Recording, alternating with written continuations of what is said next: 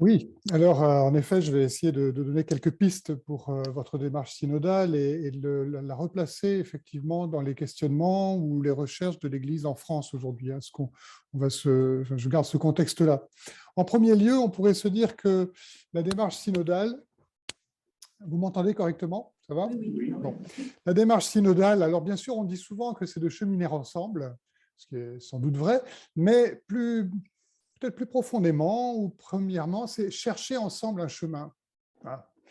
Et avant de cheminer ensemble, il faut trouver ensemble le chemin. C'est un peu la référence à une prière de conclusion de la prière universelle au missel, vous savez, donne-nous la claire vision de ce que nous avons à faire et la force de l'accomplir. Et j'ai vu dans le chat qu'il y avait beaucoup de gens qui demandaient des pistes pratiques, des choses comme ça. C'est le cœur d'une démarche synodale. C'est là où nous sommes. Alors évidemment, il y a les intervenants, on apporte des éléments, mais au bout du compte, là où nous sommes, quel chemin nous allons choisir et comment nous allons l'emprunter et comment nous allons demander au Seigneur d'éclairer notre chemin. C'est de ce point de vue-là une certaine différence, une différence sensible entre le moment de synodalité que nous sommes en train de vivre pour l'Église entière et l'Église en France, en notre temps, et l'expérience collective très forte que votre diocèse a vécue au courant des années 80, je crois, hein, où on avait ces grands synodes diocésains qui sont des expériences très fortes et très puissantes et qui ont marqué profondément les diocèses assez nombreux en France qui s'y sont consacrés. Finalement, nous sommes dans une autre époque et en tout cas le moment missionnaire, le moment synodal qui est proposé par le pape François a quelques caractéristiques un peu différentes. En fait, il s'agit vraiment d'une synodalité de toute l'Église. Vous avez entendu sœur Nathalie Bécard tout à l'heure, hein, c'est-à-dire comment une équipe, une paroisse, un diocèse naturellement, demande au Seigneur d'avoir la claire vision de ce qu'il doit faire et la force de l'accomplir. Voilà ce moment synodal. Et au bout du compte, le pape François, pour replacer la démarche dans une réalité de l'Église entière, le pape François a un programme très cohérent que l'on peut résumer ainsi, il me semble, c'est-à-dire qu'un renouveau missionnaire dans lequel l'annonce explicite de l'Évangile vient interroger et être interrogée par les grands défis du temps. Hein, comment l'annonce missionnaire est interrogée et interroge les grands défis du temps. Et les différents textes du pape François abordent ces grands défis du temps, que ce soit la crise migratoire, la crise climatique, la crise politique, mais aussi la crise sociale avec de nouvelles pauvretés, les transformations profondes des structures familiales. On a entendu ce qui nous a été dit des jeunes, mais les jeunes, vous savez, je ne sais pas quel est l'âge moyen de votre assemblée, les jeunes dont parle Nathalie Bécard, c'est les jeunes parents, c'est les moins jeunes parents et c'est les enfants des moins jeunes parents. Ça fait du monde, hein, ça fait du monde. Transformation profonde des structures familiales, et on retrouve là les grandes lignes des grands textes du pape, soit Evangelii Gaudium, Laudato Si, Fratelli Tutti, Amoris Laetitia. Donc le pape laisse à l'Église un corpus de textes d'une grande cohérence pour enrichir notre réflexion pour que l'annonce de l'Évangile se place en dialogue et pas en confrontation, mais en dialogue et en relation avec ces grands défis. Donc un renouveau missionnaire, dans lequel chacun devient disciple missionnaire et qui vise à transformer et renouveler profondément les usages et habitudes de l'Église locale, diocésaine et paroissiale en ce qui vous concerne, mais de l'Église locale en général, aussi des mouvements, de toutes les réalités finalement ecclésiales. Il s'agit d'une transformation missionnaire profonde qui renouvelle les usages et les habitudes dans le cadre, si vous voulez, de cette proposition globale et cohérente du pape. Donc chacun renouvelle profondément ses usages et habitudes, j'y reviendrai peut-être en début d'après-midi, et cette transformation missionnaire doit donc trouver des chemins concrets, adaptés aux réalités, justement pour répondre aux questions du chat. Et moi, qu'est-ce que je dois faire dans mon coin? Qu'est-ce qu'on doit faire chez nous? C'est difficile chez nous, ou on ne sait pas joindre les jeunes. J'ai vu toutes ces questions qui sont là. Bien sûr, mais vous n'allez pas attendre de quelqu'un qui n'est même pas sur le terrain, puisque je parle depuis Auch, de venir vous dire, je ne vous connais pas, je ne sais pas où vous habitez, je ne connais pas le contexte de vos paroisses, de vous dire ce que vous devez faire. Justement, ce n'est pas ça une démarche synodale. Donc le pape François, il nous équipe en nous éclairant sur les grands enjeux, en nous disant qu'il y a un nouveau mouvement missionnaire, on a un nouveau moment missionnaire pour l'Église, ça va de soi. l'Église qui est la nôtre traverse toutes sortes d'épreuves, de difficultés, on voit bien de mutations. Donc il y a un nouveau moment missionnaire, une transformation missionnaire, et il faut trouver les chemins concrets, adaptés aux réalités. Et pour ça, il faut éduquer l'Église à la synodalité. C'est le moment dans lequel nous nous trouvons. Éduquer l'Église à la synodalité, c'est-à-dire à la capacité de discerner son chemin à partir de la relecture du vécu, à la lumière de la parole de Dieu, sous l'impulsion de l'Esprit Saint et en Église, parce qu'on n'est pas les seuls à se questionner, je le redirai tout à l'heure. Donc cette synodalité doit devenir un habitus de l'Église, un mot que je développerai peut-être si j'ai le temps, quelque chose qui fait partie de son comportement. Voilà. Cette synodalité ne doit pas être des moments exceptionnels de temps à autre dans l'histoire, ça doit devenir un comportement normal de l'Église qui trouve donc ces lieux, alors des lieux périodiques, réguliers, des moments plus exceptionnels, mais un ensemble, un habitus de l'Église à tous les niveaux de décision, dans les mouvements, dans les paroisses, dans les diocèses, et donc pour l'Église entière, comme le pape François fait. Donc la synodalité, c'est l'objet du synode sur la synodalité que nous vivons. Faire entrer l'Église dans ce moment synodal, parce qu'il faut que chacun à son niveau, et en Église, il y a cette articulation de la synodalité, c'est à la fois un discernement local, et en même temps qui est une démarche ecclésiale qui donc peut être reconnue par autrui. On n'est pas tout seul dans notre coin. Les questionnements et nos façons de trouver justement la claire vision de ce que nous devons faire entrent dans une cohérence, une communion, pour dire le terme théologique, de l'Église entière. Donc c'est l'objet du synode actuel. Vous voyez, le pape François, il y a un programme, un nouveau mouvement missionnaire, avec des enjeux concrets auxquels s'affronte et se confronte ce moment missionnaire, parce que c'est l'expérience des gens, ce qu'on a entendu tout à l'heure. Ce moment missionnaire, il est l'annonce du salut en Jésus-Christ dans l'expérience que vivent les gens. Donc dans les familles, dans les migrations, dans les pauvretés, dans les mutations sociales, dans les questions politiques, voilà, tous ces enjeux. Un moment missionnaire, tout un ensemble, tout un corpus de défis actuels, de la réalité actuelle, s'équiper d'un habitus synodal pour que concrètement, là où nous sommes, nous cherchons le mouvement, le chemin à suivre. Et puis, dernier élément de cette proposition cohérente, à mon sens, du pape François pour l'Église entière, en outre, les agents pastoraux doivent eux aussi s'enrichir de la diversité des charismes et le ministère apostolique doit retrouver sa diversité. Le ministère apostolique doit retrouver la diversité voulue par le Seigneur. C'est-à-dire que les agents pastoraux, moi, j'aime pas l'expression agents pastoraux, parce que ça fait, mais c'est celle que le pape emploie souvent, donc voilà, mais c'est pour dire tout l'ensemble des personnes qui se mettent au service, les quelques-uns qui se mettent au service de la mission de tous, pour que tous puissent remplir leur mission. Quelques-uns sont chargés de l'accompagner. Bon, je ne vais pas développer, ça serait long, mais disons, vous avez une diversité de ce ministère apostolique, avec évidemment les évêques, les prêtres qui collaborent au sacerdoce, les diacres qui collaborent au service de la charité, et puis les acolytes et les lecteurs qui sont des fidèles laïcs institués, et puis, en ce moment missionnaire, l'extension à l'Église entière du ministère d'évangélisation et de fondation ou de refondation de l'Église, qu'est les catéchistes. Voilà. Donc vous avez un programme cohérent du pape François proposé à l'Église entière. Un moment missionnaire, les enjeux, une démarche synodale, et en même temps un déploiement de la structure de service, de l'équipement apostolique de service pour accompagner l'Église dans sa démarche. Voilà, pour un cadre général, pour dire en résumé rapidement, il y aurait toutes sortes de développements à faire, y compris en particulier théologique sur ce que j'ai dit, mais ce n'est pas le lieu. Vous voyez, un cadre général dans lequel votre propre démarche synodale s'inscrit. Et il me semble que c'est un cadre extrêmement stimulant. Il est très important de placer votre démarche dans ce mouvement ecclésial plus large.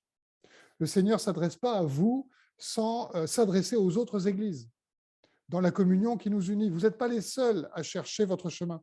Et vous ne sauriez pas discerner ce chemin dans l'esprit sans vous interroger sur ce que l'esprit dit aux églises, comme dans l'Apocalypse. Il y a une réalité, il y a vous et puis il y a tous les autres.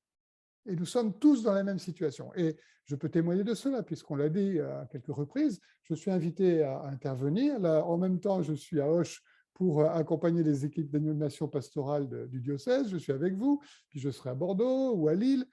On retrouve, ou à Montpellier, voilà. On retrouve dans toute l'Église de France des questionnements similaires.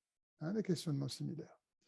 Donc, on est bousculé par les mêmes difficultés, les mêmes questions qu'on rencontre, et les interpellations du Saint-Père qui nous interrogent sur notre manière de répondre à tout ça. Je pense que c'est un grand réconfort. C'est un grand réconfort pour chacun d'entre vous, pour votre Église, pour vos paroisses, pour vos équipes, pour les pasteurs, de savoir que vous n'êtes pas les seuls à vous interroger. Et j'y reviendrai dans la suite, justement, je vais aborder cela. Il se trouve que, conscients de cela, les évêques de France ont procédé d'ailleurs à une relecture collective, qui en soi appartient quelque part à cette démarche de synodalité dont je parlais. Et c'est intéressant de relire ce que l'on a fait, de ce que l'on fait, et de dégager les questions qui se posent. C'est un document épiscopat, donc, dont j'aurai l'occasion de parler à tel ou tel, vous allez le voir à l'envers, c'est pas grave. Donc c'est un document épiscopat, territoire et paroisse, qui a publié ainsi cette recherche des évêques de France en 2020, le dernier trimestre de 2020, donc c'est encore assez récent. Et je trouvais que pour ouvrir votre réflexion synodale ou pour l'accompagner, je trouvais intéressant, utile de vous proposer cette réflexion de cette commission épiscopale de la conférence des évêques qui participe, comme je le disais, de la synodalité de l'Église. Votre synodalité ne peut pas être coupée des autres synodalités. Et donc c'est là un élément essentiel de ce qu'on appelle la synodalité. C'est dans l'Antiquité chrétienne, c'est la réception qu'on appelait la réception des actes des synodes locaux. On s'envoyait, les églises s'envoyaient les unes aux autres les actes de leurs synodes locaux pour vérifier qu'ils étaient en communion. Et il y avait réception du synode par les autres églises. Vous voyez, par les autres églises, qui vérifiaient qu'on était en communion. Eh bien, cette synodalité, cette démarche synodale s'inscrit dans le mystère de l'Église communion. C'est à la fois une réalité locale, une recherche locale que personne ne peut faire à votre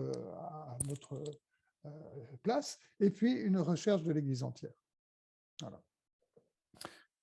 Le document dont je vous ai parlé, ce territoire et paroisse, ce document présente plusieurs contributions. Il y en a une que je vais aborder davantage, qui s'intitule « Pour vivre sa mission, l'Église repense son organisation dans les territoires ». Oui, c'est assez le contexte rural qui a guidé la réflexion de ce document, une partie du diocèse que vous êtes. On ne va pas reprendre l'ensemble de ces éléments, mais voilà, quelques éléments. Il y a un moment missionnaire. Il ne s'agit pas juste de survivre. Il ne s'agit pas juste de maintenir ce qui peut l'être. Il s'agit vraiment de vivre cette conversion missionnaire, cette transformation, avec toute sa complexité. Nathalie Beccard a dit un certain nombre d'éléments concernant la pastorale des jeunes. Voilà. Voilà un petit peu le cadre général. Donc, c'est de mettre en perspective votre propre démarche synodale.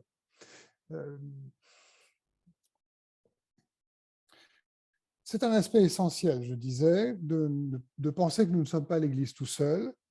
Si nous sommes très souvent attentifs à nos particularités, mais chez nous, ce n'est pas comme ailleurs, j'en pense à l'Angers, j'en pense à partout, chez vous sans doute c'est pareil, chez nous, oui. En réalité, faites bien attention.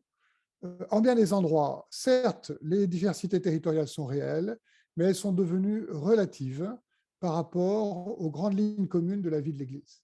Nous partageons les mêmes problématiques. Voilà. D'ailleurs, c'est pour ça que je demandais à des intervenants d'apporter leur contribution. Vous voyez. Ce n'est pas la différence, la distance géographique ou le contexte territorial qui porte aujourd'hui la plus grande différence entre les groupes humains. C'est au sein même d'une même ville, au sein même d'un même territoire, que d'immenses distances sociales, mentales, culturelles séparent les populations. On vient de le dire avec les jeunes. Ils habitent au milieu de vous et vous ne les connaissez pas.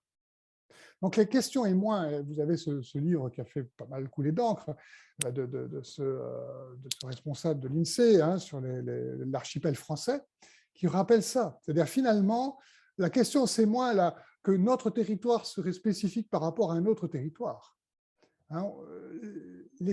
Les distances, elles sont autour de vous.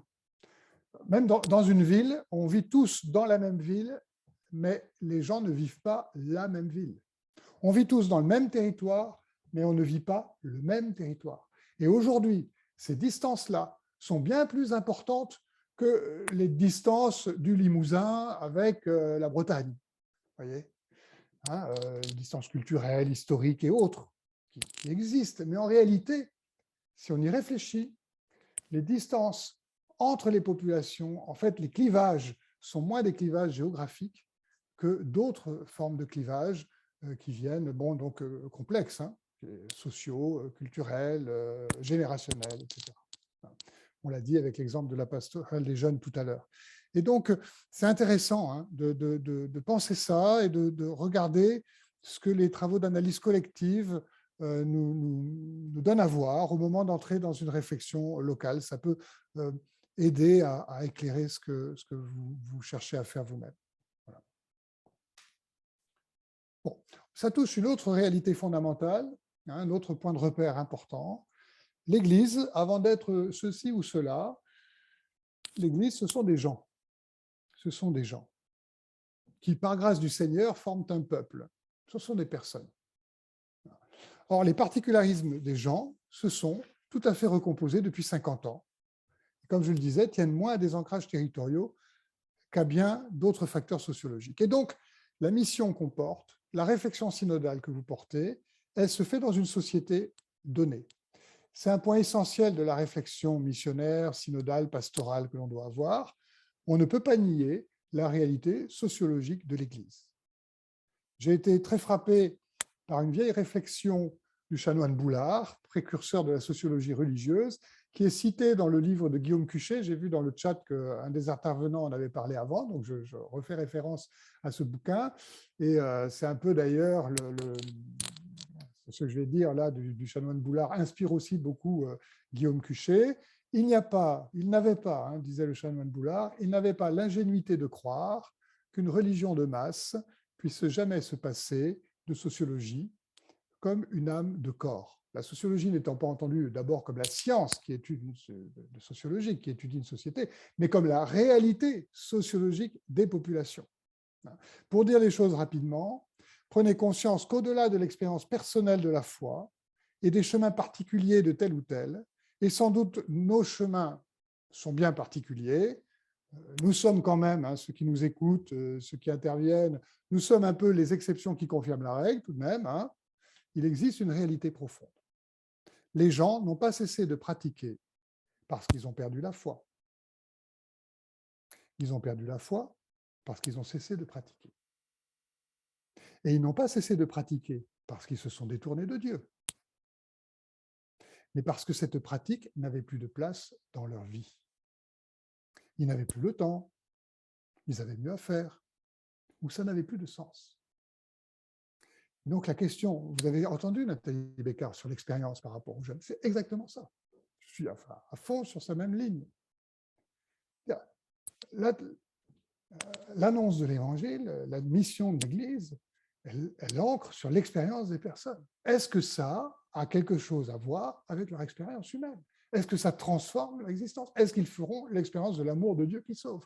Est-ce que ça voudra dire quelque chose dans la situation dans laquelle ils se trouvent? Rappelez-vous ça, méditez, c'est un peu provoquant, je sais, mais voilà. Les gens n'ont pas cessé de pratiquer parce qu'ils ont perdu la foi. Ils ont perdu la foi parce qu'ils ont cessé de pratiquer. Et ils ont cessé de pratiquer parce que ça n'avait plus de place dans leur vie, ça n'avait plus de sens, ça ne représentait plus. Et ceux pour qui ça a du sens, pour lesquels ça fait partie de leur expérience, ont continué de pratiquer. Donc vous avez, alors finalement, quand vous lisez Guillaume Cuchet, je résume à peu près son bouquin, ou sa thèse profonde finalement. Un certain nombre de pratiques n'avaient plus de place dans la vie des gens.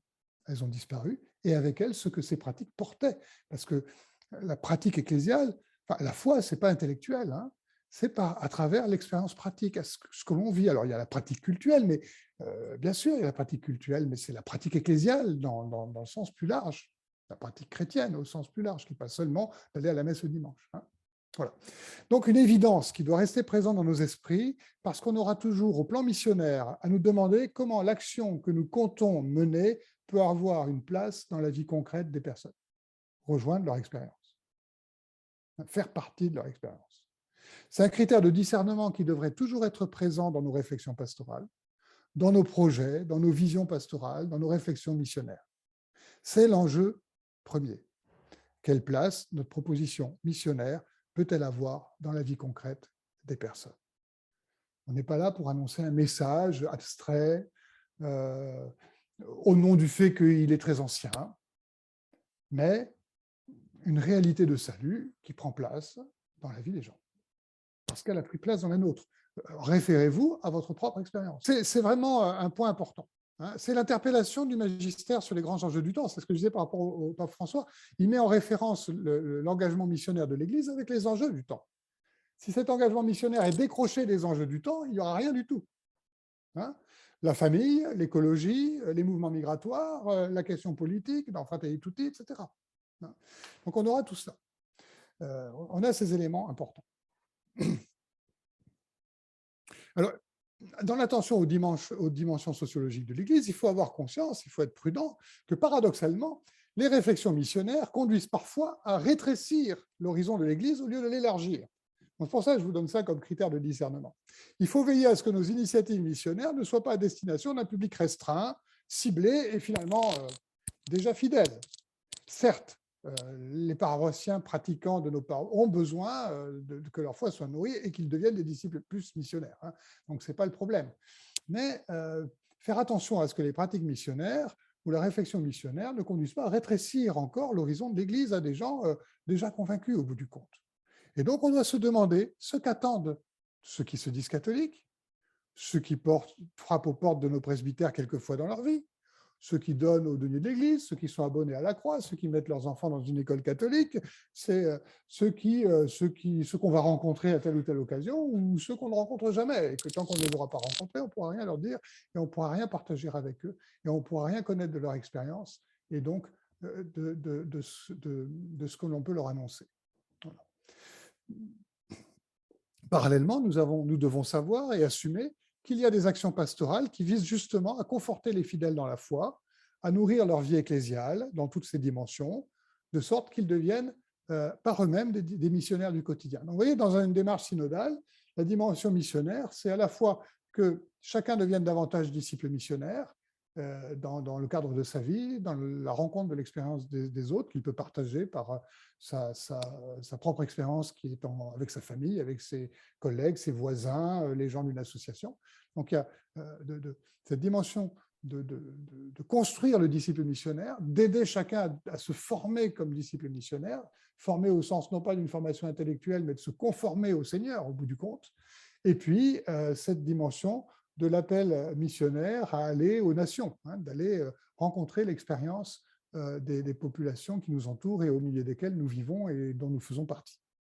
Voilà, après ces premiers propos d'ensemble, je vais énoncer simplement les éléments de relecture proposés par les évêques et dans un second propos, en début d'après-midi, je vous proposerai d'en développer 2 d'entre eux, mais vous pourrez, je vous renvoie au document complet pour leur délit. Quels sont les éléments de relecture que les évêques ont proposés, qui quelque part pourraient être des grands chapitres d'une réflexion synodale, par exemple. Il y a la conversion missionnaire en marche. C'est le premier, la conversion missionnaire en marche. J'y reviendrai tout à l'heure. La centralité de la parole de Dieu dans la vie de l'Église, avec toute une question sur qu'est-ce que c'est que la prédication quand même. Est-ce que la prédication fait événement? La prédication entendue non seulement comme l'homélie dans le cadre liturgique, mais toutes les occasions de prédication, que ce soit en catéchèse, que ce soit dans des célébrations non eucharistiques, que ce soit dans toutes sortes d'activités pastorales, où la place de la parole de Dieu et de son annonce est centrale. Voilà, centralité de la parole de Dieu, c'est le deuxième. Le troisième, c'est le désir de fraternité, qui apparaît en de nombreux diocèses. C'est, si j'ai le temps, un des points que je développerai en début d'après-midi. Le quatrième, c'est la place de l'Eucharistie, avec en particulier dans la question des territoires, le lieu des communautés eucharistiques et sa place dans la dynamique missionnaire d'une paroisse, dans la nourriture à la fois des fidèles et son déploiement. Voilà. Donc il y a toutes sortes de questions, je n'aurai pas le temps d'en parler, mais ça fait partie souvent des questions concrètes de pastorale qui se passent sur le terrain finalement. Qu'est-ce que c'est que l'accès à l'Eucharistie? Dans quelles conditions? Qu'est-ce que ça signifie? Le cinquième, c'est le rapport entre communauté nouvelle et paroisse. On peut élargir la question entre la paroisse et toutes sortes d'initiatives missionnaires qui ne relèvent pas du champ paroissial, qui viennent d'ailleurs, de mouvements, de communautés nouvelles, de mouvements nouveaux, de mouvements de fidèles. c'est une réalité ancienne, hein, c'est-à-dire la dimension associative de l'Église. Il n'y a pas que la dimension territoriale des paroisses, il y a toujours eu des mouvements, les congrégations religieuses. On a parlé des mouvements d'action catholique, donc il y a toujours ces mouvements, il y a des réalités qui ne sont pas territoriales. Et c'est l'articulation, dans la question de la mission, entre la paroisse et ces réalités missionnaires, ces réalités ecclésiales autres. En particulier, certaines interrogations des évêques sur la manière dont on peut articuler la réflexion missionnaire d'une paroisse et puis toutes sortes d'initiatives missionnaires plus ou moins bricolées, plus ou moins affirmées, plus ou moins construites, qui ont quel intérêt elles ont, comment on les accueille, quel discernement on opère. Voilà. Hein, ça c'est qu'est-ce qu'on garde, comment on fait. Donc il y a ce point-là aussi. Et le sixième, c'est l'articulation des ministères et la communion des vocations. Donc là, je fais référence à ce que je vous ai dit tout à l'heure, c'est-à-dire la pluralité des ministères dans l'Église. Hein, retrouver cette pluralité antique qu'on trouve dès les actes et les lettres de saint Paul, la pluralité des ministères qui permet d'accueillir dans le ministère apostolique l'ensemble des charismes que le Seigneur donne à son Église pour justement l'animer, la conduire, pour la construire comme corps du Christ, hein, Église du Seigneur. Donc voilà, 6 points, 6 chapitres que j'évoque simplement ici, que j'ai juste énumérés. J'en reprendrai 2 en début d'après-midi. Je les redis, la conversion missionnaire en marche, la centralité de la parole de Dieu, le désir de fraternité, la place de l'Eucharistie, les communautés nouvelles et la paroisse, l'articulation entre les deux, et l'articulation des ministères et la communion des vocations. Vous voyez, à travers, enfin, moi je vous propose, vous en faites ce que vous voulez, mais voilà, de cette relecture qui relève de la relecture de nombreux évêques à travers leur expérience pastorale de leur diocèse, les grands thèmes qui traversent les églises, les diocèses en France. Voilà. On retrouve, peu ou prou, en bien des endroits ou partout, des éléments qui relèvent de ces 6 thématiques. Voilà, je vous remercie pour ce premier propos de fin de matinée.